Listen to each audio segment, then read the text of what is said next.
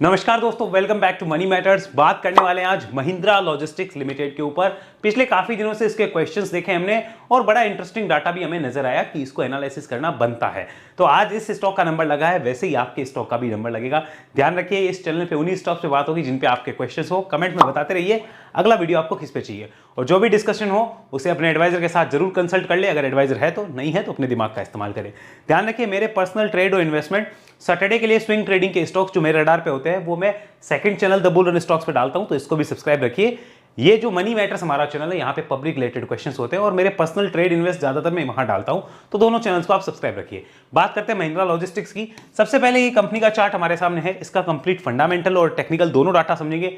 Video में पूरा बने रहना मेरे भाई, बहुत अच्छी नॉलेज मिलने वाली है। अगर तरीके से देखोगे चीजें अच्छी मिलेगी, ये मेरा प्रॉमिस है। अगर आप मुझे अपनी 15-20 मिनट दे रहे हैं, आपको वैल्यू दूंगा, इस बात का ध्यान रखिए। चलिए शुरू करते हैं। यहाँ पे सबसे पहले इसको समझिए। राइट नाउ देखिए, स्टॉक ने 2017 में लिस्टिंग हुई थी। लिस्टिंग के बाद ऊपर गया, फिर वहां से लगभग 70-71% करेक्ट हो गया। जो 2018 से 20 के बीच में मिड स्मॉल में गिरावट थी, वहां से स्टॉक काफी अच्छा एक रनअप लेता है। 800 प्लस जाता है स्टॉक, और 800 प्लस के बाद में स्टॉक अगेन 350 रुपीज तक आ जाता है। 350 में मल्टीपल टाइम्स, ये मंथली चार्ट आप ध्यान से देखो, मल्टीपल टाइम्स इसने यहाँ पे बॉटम क्रिएट करे हैं 350 के आसपास जो आपको दिख रहे होंगे, और वहां से स्टॉक अभी लगभग 460 के आसपास ट्रेड करता हुआ नजर आ रहा है। इस स्टॉक में आज की डेट में क्या हो सकता है, फंडामेंटली कंपनी कैसी है, कंप्लीट एनालिसिस करते हैं। सबसे पहले देखते हैं कंपनी के फंडामेंटल्स। तो अब हमारे सामने है महिंद्रा लॉजिस्टिक के फंडामेंटल। कंपनी लॉजिस्टिक में क्या करती है, देखिए, integrated supply chain logistic provider है कंपनी। उसमें क्या आता है, कॉन्ट्रैक्ट लॉजिस्टिक, जहां पे transportation, warehousing, store, line feed, fulfilment and waste service, यानी वैल्यू एडेड सर्विस जो होती है वो होती है। B2B एक्सप्रेस है, B2B यहाँ पे काम हो जाएगा। साथ में लास्ट माइल डिलीवरी जाके बहुत बड़ी ई कॉमर्स प्लेटफॉर्म जैसे हो गए अमेजन, फ्लिपकार्ट, जोमेटो, इनके साथ टाई अप करके ये लास्ट माइल डिलीवरी भी होती है। और फ्रेट फॉरवर्डिंग है, यहाँ पे भी कंपनी एक्टिव है। तो ये महिंद्रा लॉजिस्टिक का काम है, जो आपको समझ आ रहा होगा। देखिए, मैं बहुत इन डेप्थ एनालिसिस में नहीं जाता हूँ, बेसिक चीजों को समझ के हम चार्ट पे कंप्लीट डिस्कस करेंगे, और उसका रीजन क्या है वो भी आपको समझ आ जाएगा। यहां पर देखिए कंपनी का विजन क्या है, इंटरेस्टिंग क्या है ये समझिए, कि rise to be 10,000 crore logistic service provider by FY 2026। तो 2026 तक इसे 10,000 करोड़ रुपए तक का काम जो है वो करना है, ये समझिए। और ये कंपनी का विजन है, जो कंपनी अपने खुद वेबसाइट पे बता रही है, अपनी कॉन कॉल में बता रही है, अपनी प्रेजेंटेशंस में बता रही है कि मेरा ये जो है वो विजन है और मैं इसके लिए काम कर रही हूं। लेकिन क्या ये पहुंचना संभव है, वो हमें देखना होगा। अगर है तो यहां पे एक्सेप्शनल ग्रोथ आ सकती है, और अगर नहीं है तो भैया फिर टाइम फिश होने में टाइम नहीं लगेगा। लेकिन देखते हैं कि महिंद्रा क्या करता है। आगे बात करिए, बेसिक लेवल फंडामेंटल, लगभग 3,000 करोड़ की मार्केट कैप है कंपनी की। बुक वैल्यू जो है वो 72 की है। स्टॉक का पी यहां पे गायब है। रीजन, यहां पर कंपनी क्या पोस्ट कर रही है, अभी लॉस पोस्ट कर रही है, तो पी नहीं होगा। ROC ठीक ठाक है, ROE बहुत कम है। मतलब ठीक ठाक भी क्या है, अगर लॉजिस्टिक में दूसरे प्लेयर्स को देखा जाए तो इनसे काफी अच्छा कर रहे हैं, ये रियलिटी है। तभी देखिए वहां पर इंडस्ट्री की पी 41 आती है, क्योंकि इनसे अच्छा कर रहे हैं, उनको वैल्यूएशन भी अच्छे मिल रहे हैं। आप प्रॉफिट ही नहीं ले रहे तो वैल्यूएशन किस बात का भाई। प्रमोटर्स की यहाँ पे अच्छी होल्डिंग है। डेट कंपनी के ऊपर एक इश्यू है जो मुझे बहुत ज्यादा खराब लगता है, नेगेटिव लगता है, बेकार लगता है, कुछ भी कहो चाहे। लेकिन सबसे बड़ी चीज पता है क्या आ जाती है, जहां पर हम सोचते हैं कि ये बेकार है, वहां पर नाम आ जाता है ये वाला। ये नाम आते ही फिर मैं चुप हो जाता हूं, क्योंकि कितना ही बेकार क्यों ना हो, अगर बड़े ग्रुप की कंपनी है, बड़ा ग्रुप उसे संभाल लेगा। एग्जांपल, टाटा ने अपनी बहुत सी ऐसी कंपनियां संभाली और फिर वहां पे बहुत अच्छी तरक्की आती है, हर बार ऐसा हुआ है, and Mahindra is one of them. लेकिन हम ऐसा तो नहीं कह सकते कि आज फंडामेंटल अच्छे हैं, नहीं है। ईपीएस देखिए -6 रुपीज के आसपास ईपीएस है यहाँ पे। प्रॉफिट ग्रोथ एकदम खराब दिखा रहा है, यहाँ पे है ही नहीं। अच्छी चीज क्या है, मार्केट कैप टू सेल्स। ये देखिए कंपनी जितनी सेल्स कर रही है, यानी लगभग 5,000-6,000 करोड़ की सेल्स कर रही है, और सिर्फ मार्केट कैप चल रही है अभी 3,000 करोड़ पे। और ऐसे ही अगर हम बात करें यहाँ पे इंडस्ट्री टर्नओवर, इन्वेंट्री टर्नओवर का, तो वो इस केस में हाई होना पड़ेगा, बिकॉज आप लॉजिस्टिक का काम कर रहे हो। यहाँ पे फ्री कैश फ्लो कंपनी का 466 है, जो कि ठीक ठाक है, बढ़िया कह सकते हैं, लेकिन बहुत अच्छा नहीं कहा जा सकता। इस डाटा में कोई बहुत इंटरेस्टिंग चीज नहीं आई, इतना पता चला फंडामेंटली कंपनी कोई खास सॉलिड नहीं है। डेट ज्यादा है, ये इशू है, प्रॉफिट मेकिंग नहीं है, लेकिन महिंद्रा का नाम है तो ठीक है, फिर क्या ही कर सकते हैं। आगे समझो, यहां कंपनी ने रिसेंट में जो क्वार्टर रिजल्ट पोस्ट किए उनको देखिए, लगभग 1400 करोड़ की सेल्स जो है वो कंपनी कर रही है, यहां पे आपको दिख रहा होगा। और कंसिस्टेंटली ये 1300 करोड़ के आसपास की सेल्स कर रही है। और यहां पे देखिए 5% 4% के मार्जिन है, एवरेज 5% के आसपास की मार्जिन मेंटेन कर रही है। कंपनी प्रॉफिट मेकिंग थी, लेकिन पिछले 4 क्वार्टर से लगातार यहां पे लॉस आ रहे हैं। अब इस लॉस का रीजन क्या है, आइए ध्यान से समझते हैं। सबसे बड़ा रीजन यहां पे आता है, पहला तो ये वाला। अब ये चीज क्या है भाई, ये चीज आती है हमारे पास इंटरेस्ट, ये जो आपको दिख रहा है ये हुआ इंटरेस्ट। दूसरी चीज क्या है लॉस के लिए, डेप्रिसिएशन। अब अगर ध्यान से देखा जाए तो डेप्रिसिएशन वैसे कोई ऐसा तो नहीं कंपनी ने कुछ बेच के लॉस किया है, लेकिन हाँ डेप्रिसिएशन जो है वो यहां पर आप समझ सकते हो कि जितना मूल्य ह्रास हुआ है उस क्वार्टर में उसको कंसीडर किया जाता है, यानी जितना डेप्रिशिएट हुई है वैल्यू उसको कंसीडर किया जाता है। तो डेप्रिशिएशन ज्यादा हो रहा है, लॉसेस बढ़ रहे हैं कंपनी के और प्रॉफिट आ नहीं रहा। तो यहां पर हम ये तो देख पा रहे हैं कि सेल्स तो अच्छी है लेकिन प्रॉफिट अभी नहीं है। तो फंडामेंटली यहां पे अभी तो कुछ नजर नहीं आया। आगे बात करते हैं, यहां देखिए इसकी ग्रोथ, ये मुझे बहुत अच्छी लगी भाई।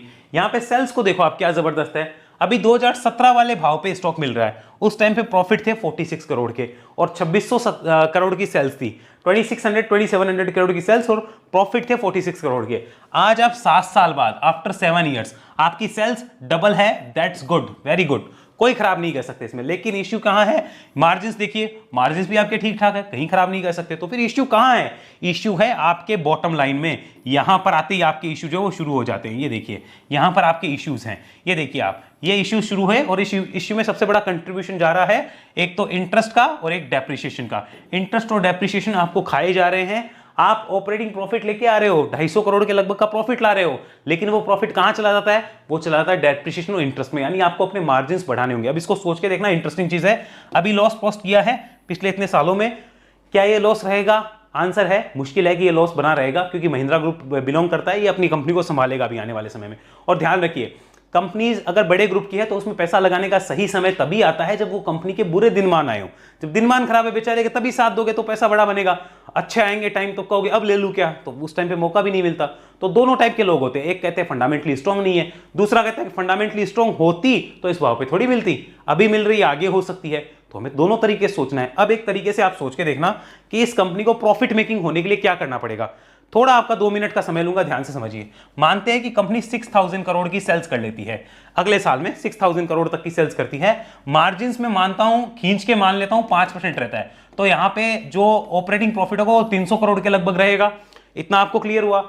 अब यहां पर अदर इनकम को हम 25 करोड़ मान लेते हैं, तो 325 करोड़ हो गई हमारी यहां पे टोटल इनकम। यहां पर बात करते हैं डेप्रिसिएशन और इंटरेस्ट की, तो लगभग 300 करोड़ का डेप्रिसिएशन और इंटरेस्ट अगले साल भी काउंट होने वाला है, ये चांसेस आर हाई। तो 325 करोड़ आपने कमाए, उसमें से आपके 300 करोड़ चले जाएंगे कहां पे, डेप्रिसिएशन और इंटरेस्ट के एडजस्टमेंट्स में गए, खत्म हो कहानी। तो फिर आपके पास बचा क्या, जीरो बट्टा लुल। यानी कि 6000 करोड़ की सेल्स करके अगर आपने 5% ओपीएम भी मेंटेन किया तो भी आपकी बॉटम लाइन जो है वो खराब रहने वाली है। क्या आप इस तरीके से सोच के देखते हैं किसी भी कंपनी में? मुझे पता है 99% लोग नहीं सोचते। रीजन क्या है, वो लोग समझते ही नहीं है कि इन्वेस्टिंग होती कैसे, इन्वेस्टिंग के डाटा एनालाइज कैसे होते हैं। वो सिर्फ इतना जानते हैं ये कंपनी न्यूज में चल रही है, इसको उठा लो, ये हो रहा है वैसे कर लो। ऐसे नहीं, यहां पे सोच के देखो क्या हो सकता है ऐसा, आंसर इज नो। लेकिन कंपनी 6000 या 7000 करोड़ की सेल्स करके यहां पे मार्जिन अगर 8-10% के ले आए तो फिर प्रॉफिट 100-200 करोड़ ऊपर चले जाएंगे, नेट प्रॉफिट। समझ के देखो, तब ईपीएस बढ़ेगा, तब ग्रोथ आएगी, क्योंकि फिर मार्केट कहेगा कि भाई साहब अच्छी चीज पता है क्या है, कि आपकी सेल्स डबल हो गई, आपके प्रॉफिट्स बढ़ गए, फिर सब कुछ पॉजिटिव हो जाएगा। यानी कंपनी को 2 काम करने होंगे, सेल्स बढ़ाने के साथ साथ आपको अपने खर्चे कम करके ओपीएम बढ़ाना होगा। अगर आपको ओपीएम नहीं बढ़ा तो फिर आपकी तरक्की आना मुश्किल है, डाटा, फंडामेंटली डाटा के हिसाब से। बाकी शेयर प्राइस तो चार्ट के हिसाब से ही चलेगा, वो बात अलग करेंगे। लेकिन हाँ, फंडामेंटली यहां पे इस तरीके से काम होगा तभी कुछ हो पाएगा। ये आपको क्लियर होना चाहिए कि कंपनी के सेल्स के साथ ओपीएम बढ़ेगा तब कुछ होगा। आने वाले समय में 6000 करोड़ की सेल्स और बाकी जो लॉजिस्टिक प्लेयर्स हैं क्या वो मेंटेन करते हैं? उनके ओपीएम होते हैं 20-20% के। तो 20-20% जब वो मेंटेन कर सकते हो तो महिंद्रा क्यों नहीं कर सकती? जरूर कर पाएगी। और इनके जो यहाँ पे सीईओ है स्वामीनाथन सर है, मैं उनको इतना पर्सनली फॉलो नहीं करता हूं, लेकिन मैंने उनका नाम सुन रखा है कि वो काफी हार्ड वर्किंग है। वो सब कुछ बढ़िया है अगर हार्ड वर्किंग है, और वो 6000 करोड़ की सेल्स करके अगर 10% या कुछ भी ओपीएम मेंटेन कर दे आने वाले फ्यूचर में, तो यहां पे ग्रोथ एक्सेप्शनल आ सकती है। और मार्केट इसी को देख रहा है कि आने वाले समय में ऐसा हुआ तो बहुत तरक्की आएगी, क्योंकि अदर लॉजिस्टिक प्लेयर भी ऐसा कर रहे हैं। आगे बात करते हैं यहां पे कंपनी की आज तक की ग्रोथ कैसी रही है। So it is not a good growth, यहाँ पे कोई अच्छी ग्रोथ नहीं है। यहाँ पे बात कर लेते हैं, ये कोई अच्छी ग्रोथ नहीं मानी जाएगी। ये अच्छी ग्रोथ हो सकती है अगर 10 साल के पॉइंट ऑफ व्यू से देखें, 5 साल के पॉइंट ऑफ व्यू पे खराब है, 3 साल में ठीक है, लेकिन कंसिस्टेंट कहाँ है, कंसिस्टेंसी नहीं है। Stock price CAGR not good at all, बिल्कुल भी सही नहीं है। Return on equity not good at all. Mahindra जैसी कंपनी होकर आप 4% का रिटर्न ऑन इक्विटी ला रहे हो, क्या करूँ मैं उसका? सिंपल सी बात है, नहीं है अच्छा। हाँ, अच्छा हो सकता है, वो अलग बात है। यहाँ पे शेयर होल्डिंग पैटर्न देखो, प्रमोटर्स की होल्डिंग अच्छी है। एफआईएस ने यहाँ पे भी माल बेचा है, डीआईएस ने कुछ माल खरीदा है, और एफआईएस ने जो माल बेचा है वो किसको चिपकाया है? वो पब्लिक को चिपकाया है। ये 15 से 20 हो गए और ये 12 से 5-6 के आसपास हो गए। और DIS 14 से लगभग 1% बढ़ के 15 हो गए हैं। तो इतना हमें ध्यान रखना है कि पब्लिक के पास भी माल अच्छा खासा गया है 20%, बट अच्छी चीज़ क्या है, 80% holding belongs to the big group, 80% big group के आसपास ही है अभी भी, ये ध्यान रखनी है। तो यानी कि अगर 80% होल्डिंग उनके पास है, वो कुछ ना कुछ प्लान सोच के समझ के जरूर लाएंगे कंपनी की तरक्की के लिए, ये इतना हमें ध्यान रखना होगा। अब बात करते हैं चार्ट पे। इन सारे डिस्कशन का कोई रोल नहीं रहेगा जब हम चार्ट के ऊपर डिस्कस करेंगे, बिकॉज चार्ट सब कुछ बोल देगा, जो भी प्राइस एक्शन होगा वहां पे क्लियर होगा। तो चार्ट को जरूर देखना है, ये डिस्कशन अपनी जगह होगा, लेकिन चार्ट का फॉर्मूला तो चार्ट पे ही काम करेगा। लेट्स डू चार्ट पे चर्चा।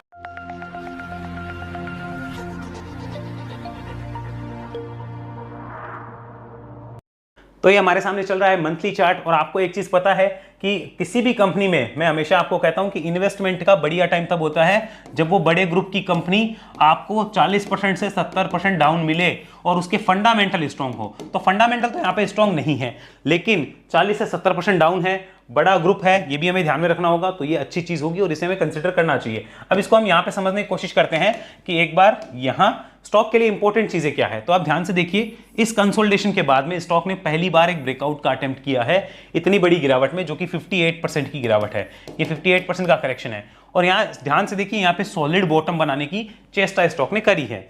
ऊपर में अगर बात कर ले यहां से ऊपर जाने पे, तो इस चीज को आप ध्यान से समझिए कि लगभग इन लेवल्स के आसपास 520 के आसपास एक मेजर हर्डल हो सकता है। 520 एक छोटा हर्डल होगा, मतलब मेजर हर्डल होगा, और उसके बाद में 560 के आसपास जो होगा एक अनोदर हर्डल हमारे सामने निकल के आएगा। दो हर्डल है ऊपर में, 520 560।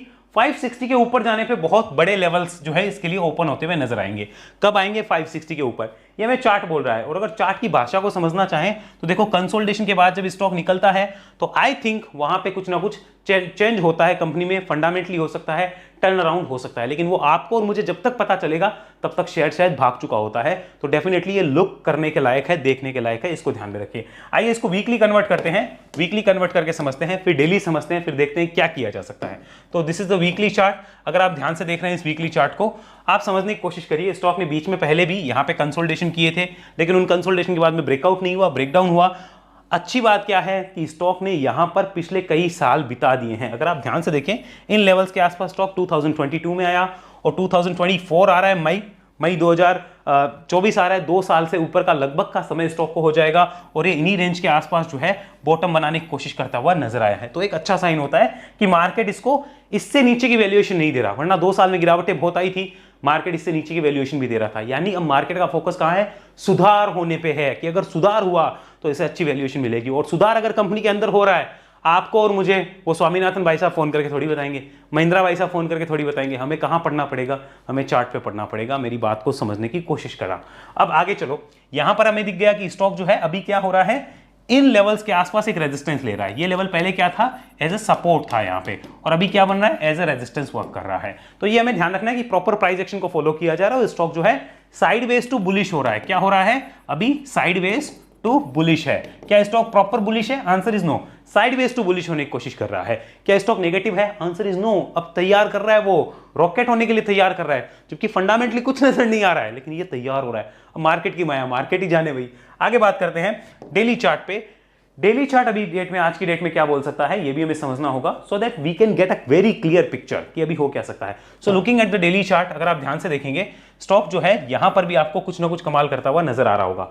ये देखिए, जिस हिसाब से स्टॉक ने यहां पर भी एक बड़े रेंज के बाद में ब्रेकआउट करके डेली चार्ट पे भी इंपॉर्टेंट रेजिस्टेंस को तोड़ के ऊपर आने की कोशिश करी। अगर आप यहां पे देखेंगे तो ये ऊपर आने की कोशिश करता हुआ नजर आया है, और इंपॉर्टेंट मूविंग एवरेज की जो लाइन है उनकी भी ऊपर स्टॉक टिका हुआ है।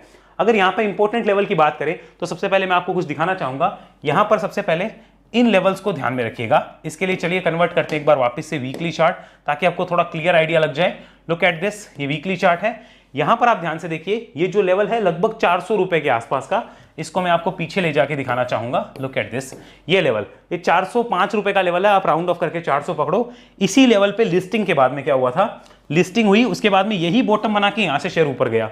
फिर जब इस लेवल को तोड़ा तो बड़ी गिरावटें भी देखने को मिली, फिर वापस ऊपर आता है तो देखो क्या हुआ, उसको भी समझिए। तो यहां पर ये देखिए, ये 405 के लेवल पे प्राइस एक्शंस को समझिए, यानी 400 रुपए के लेवल के लगभग प्राइस एक्शन को आप समझ सकते हैं। यहां पर ये 400 के लेवल के ऊपर आप प्राइस एक्शन को अच्छे से समझिए। ये 400 का लेवल बहुत इंपॉर्टेंट होने वाला है स्टॉक के लिए, और नीचे में ये 350, ये दो इंपॉर्टेंट सपोर्ट है जो हमें चार्ट पे नजर आ रहे हैं, इनका हमें ध्यान रखना है। मैं आपको ड्रॉइंग हटा के दिखाना चाहूंगा, लुक एट दिस, आप यहां पे समझिए। अब ये हमारे सामने चार्ट है, यहां पे आपको ड्राइंग हटके और पिक्चर क्लियर आएगी कि 400 का लेवल इंपॉर्टेंट क्यों है। इस पूरी लाइन को आप देख सकते हो। कन्वर्ट कर देते हैं यहां पे मंथली चार्ट। मंथली चार्ट पे भी क्या निकल के आता है, लुक एट दिस, आपको आइडिया लग जाएगा पूरा का पूरा कि 400 का लेवल मैंने ये इंपॉर्टेंट लेवल क्यों चुना है। आपको दिख जाएगा कि इस लेवल पे कितने प्राइस एक्शन है वो आपको दिख जाएंगे, और इस मंथ में भी 400 के लेवल को रेस्पेक्ट देके ही स्टॉक ऊपर टिका हुआ है, यानी 400 रुपीज पहला इंपॉर्टेंट सपोर्ट और 350 दूसरा इंपॉर्टेंट सपोर्ट, ऊपर में रेजिस्टेंस 520 और दूसरा 560, ये हमारे पास सपोर्ट रेजिस्टेंस हमने नोट डाउन करे। अब करना क्या है उस पर बात करते हैं, ध्यान से समझिएगा इस चीज को, आज की डेट में क्या हो सकता है, और फिर मैं क्या कर रहा हूं, मैं अपना डिस्क्लोजर भी कुछ यहां पे देना चाहूंगा। सबसे पहले ये बात करते हैं कि कंपनी जो है वो यहां पर ग्रुप कौन सा है, ग्रुप है महिंद्रा, तो एक रेप्यूटेड ग्रुप है, तो इस कंपनी का सीधा सा पता है पैसा डूबेगा नहीं। पैसा यहां पे हम लिख देते हैं डूबेगा नहीं, ये लिखना पड़ेगा भैया, पैसा डूबेगा नहीं। अब पैसा डूबना नहीं और पैसे पे रिटर्न आना दोनों अलग अलग चीजें होती है भाई। पैसा डूबता तो एफडी में भी नहीं है, रिटर्न आता है क्या, वही चीज देखनी है इसमें भी कि पैसा डूबेगा नहीं। यहां पे बड़े ग्रुप का नाम है, तो फंडामेंटली आज की डेट में इतना सुधार नहीं है, लेकिन फ्यूचर में यहां पर कंपनी अपने आप को इंप्रूव करने की कोशिश कर सकती है, वो हमें ध्यान रखना है। साथ में एक चीज और नोट डाउन करो, टेक्निकल अभी कैसे है, टेक्निकल को देखा था, टेक्निकल हो रहे हैं साइडवेज टू बुलिश, ये हमें नोट करना होगा, साइडवेज टू बुलिश। तो क्या यहाँ पे कुछ अंदर सुधार हो रहे हैं, चांसेस आर वेरी हाई कि हो रहे हो। तो यहाँ पे हमारे पास ऑप्शंस क्या बनेगा, सिंपली ध्यान से सुनो, यहाँ पे ट्रेडर्स के लिए, यानी जो ट्रेडिंग के लिए देख रहे हैं वो ट्रेडर्स 400 सपोर्ट का डेफिनेटली ध्यान रख रहे होंगे, मेरे हिसाब से वो 400 के सपोर्ट का ध्यान रखेंगे, और वो डेफिनेटली 520 560 के लिए प्ले कर रहे होंगे, मेरे हिसाब से ट्रेडर्स ऐसा कर रहे हैं। और उन ट्रेडर्स के लिए स्टॉक अगर 420 आता है 440 आता है तो सोने पे सुहागा है, क्योंकि 400 सपोर्ट के वो पास, उनका रिस्क रिवॉर्ड फेवरेबल होगा, मेरे हिसाब से वो ट्रेडर ऐसी प्लानिंग कर रहे होंगे। और जो इन्वेस्टर हैं यहाँ पर एक ही कैटेगरी के इन्वेस्टर हो सकते हैं जिनको महिंद्रा पे ट्रस्ट हो, बस उनका एक ही इन्वेस्टर ग्रुप हो सकता है महिंद्रा पे ट्रस्ट है, बस वही इसमें पैसे लगा के बैठे होंगे। आई डोंट थिंक कोई बहुत बड़ा यहाँ पे आपको फंडामेंटल कोई डाटा नजर आ रहा होगा कि इस वजह से यहाँ पे इस कंपनी में पैसा लगाया जाना चाहिए, नहीं, महिंद्रा पे ट्रस्ट हो सकता है। और बाकी देखो, किसी को अगर इंडस्ट्री अच्छी लग रही होगी तो तभी प्राइस जो है वो यहाँ पे साइडवेज टू बुलिश होके नजर आ रहा है, वही लोग बाय कर रहे होंगे। मैं अपना डिस्क्लोजर देके बताना चाहूंगा, मैंने महिंद्रा लॉजिस्टिक्स को 428 रुपए पे ऑलरेडी बाय करके रखा हुआ है, मेरा ऑलरेडी बाय है, लेकिन बहुत छोटा अमाउंट है, लगभग 80,000 का अमाउंट है, सिर्फ इतना सा अमाउंट है। इससे ऊपर का अमाउंट हमने इसलिए नहीं लगाया बिकॉज फंडामेंटली इतना स्ट्रॉन्ग नहीं है। 80,000 का हमने अमाउंट लगा रखा है, और इस अमाउंट को मैं इस भरोसे लेके बैठा हूं कि साल 2 साल में मुझे लगता है यहां पे कुछ टर्न अराउंड होगा, बिकॉज बड़े ग्रुप की कंपनियां, जहां तक मेरा एक्सपीरियंस है, वो 2-3 साल एक बार आ गई, टिक गई उस प्राइस पे, तो वहां से निकलती है तो बड़ी तेजी देती है। और ये स्टॉक जो है यहां पर रुका हुआ है 2 साल से, तो यहां से जब निकलेगा तो बड़ी तेजी देनी चाहिए। आई थिंक, मुझे ऐसा लगता है, बड़ी तेजी का मेरे लिए मतलब होता है 40%, 80%, 100%। उसका मतलब ये नहीं होगा कि 10% भाग गया, 40% होगा या 80% भाग जाए तो वो बड़ी तेजी है मेरे लिए। साथ में एक ध्यान रखिए कि स्टॉक ने जिस भाव पे आज है वो 2017 वाला भाव है, 2017-18 के भाव पे स्टॉक हमें मिल रहा है। तो इस ग्रुप की पिछले 7-8 साल से कोई परफॉर्मेंस नहीं रही है, यानी यहां पर अगर महिंद्रा ग्रुप का नाम लगा हुआ है और महिंद्रा चाहती है अपनी कंपनी को आगे ले जाना, डेफिनेटली कोई ना कोई स्टेप लिए जाएंगे। और उन स्टेप में ये ध्यान रखिए, वही इन्वेस्टर्स पैसे कमाते हैं जो अच्छे ग्रुप में बुरे समय में पैसा लगाएंगे। तो अच्छा ग्रुप है, बुरे समय में कोई पैसा लगाना चाहे, डेफिनेटली उसे अपने एडवाइस का देखना चाहिए, लेकिन ऐसा नहीं कि सारा पैसा डाल दे, हो सकता है स्टॉक शायद 2 साल और ना चले। तो इसलिए वही पैसा जो रिस्की अमाउंट, जैसे हमने डाला एक थोड़ा सा कि चलो पड़ा है, देखी जाएगी जो होगी वो, तो थोड़े बहुत शेयर्स मिले हैं, ठीक है, देख लेंगे, जो होगा वो देखेंगे अपनी अपनी कैपेसिटी के हिसाब से, तो उस हिसाब से इसको देखा जा सकता है। ट्रेडर्स के लिए जरूर यहाँ पे एक अपॉर्चुनिटी होती नजर आ रही है, वो हमें ध्यान रखना चाहिए। और स्टॉक के लिए मार्केट ने खुद बताया है कि वैल्यूएशन 350 से नीचे की मार्केट इसको नहीं देना चाहता। लुक एट दिस, मार्केट खुद बोल रहा है कि मैं इस लेवल के नीचे इसको वैल्यूएशन नहीं देना चाहता, जो आपको दिख रही है लगभग 350 के आसपास की। कितने जबरदस्त यार यहाँ पे बॉटम बने हुए हैं, तो मार्केट खुद बोल रहा है कि इसके नीचे की वैल्यूएशन नहीं देनी। ओवरऑल बात यह है कि महिंद्रा लॉजिस्टिक ट्रेडर्स के लिए भी मोमेंटम में है, और इन्वेस्टर्स के लिए ऐसा है कि भाई थोड़ा रिस्क लेना है किसी को, तो वो इसको जरूर देख सकता है आने वाले साल 2 साल के लिए। बाकी कोई सेफ प्लेयर अगर देख रहा है कि यहां से मैं कुछ बहुत बड़े 10 गुना 20 गुना 50 गुना वाले रिटर्न जनरेट कर लूं साल भर के अंदर, तो मुश्किल है। 5 साल 10 साल के अंदर कंपनी क्या टर्न अराउंड करती है वो हमें देखना होगा, फिर वो रिटर्न एक्सपेक्ट किए जा सकते हैं, लेकिन उसके लिए बहुत सारे क्वार्टर रिजल्ट देखने पड़ेंगे। फिलहाल महिंद्रा पे अपना व्यू मैंने क्लियर रखा है। आपको कोई स्टॉक के ऊपर कुछ पूछना हो कमेंट बॉक्स में आप जरूर बता सकते हैं। ऐसी एनालिसिस सीखने के लिए आप वेब एनालिसिस में आइए, डिस्क्रिप्शन में आपको डिटेल मिलेगी और इस नंबर पे आप संपर्क कर सकते हैं। वेब एनालिसिस ट्रेनिंग प्रोग्राम है जहां 1 to 1 एक समय में एक इंसान मेरे साथ सीखता है। अगर आप सीखना चाहें इस नंबर पर संपर्क करके रजिस्ट्रेशन करवा सकते हैं। ध्यान रखिए इसकी फीस रहती है 44,000, इस बात का विशेष ध्यान रखिए, ताकि अगर आपके पॉकेट अलाउ करे तो ही आप संपर्क करिए, अगर नहीं करती है तो थोड़े समय बाद मुझे उम्मीद है इस चैनल के वीडियोस देख के आप इतने कमा लेंगे कि आपकी पॉकेट डेफिनेटली इतना अमाउंट अलाउ कर पाएगी। अकाउंट ओपनिंग करवाते हैं अगर हमारे लिंक से तो बहुत से बेनिफिट है। डिस्क्रिप्शन में आप अकाउंट ओपनिंग के लिंक देख सकते हैं और चैनल की डायमंड या एसटीपी मेंबरशिप लेके भी आप हमारे साथ कनेक्ट हो सकते हैं। अगले वीडियो मिलेंगे, तब तक के लिए धन्यवाद। जय हिंद, जय भारत।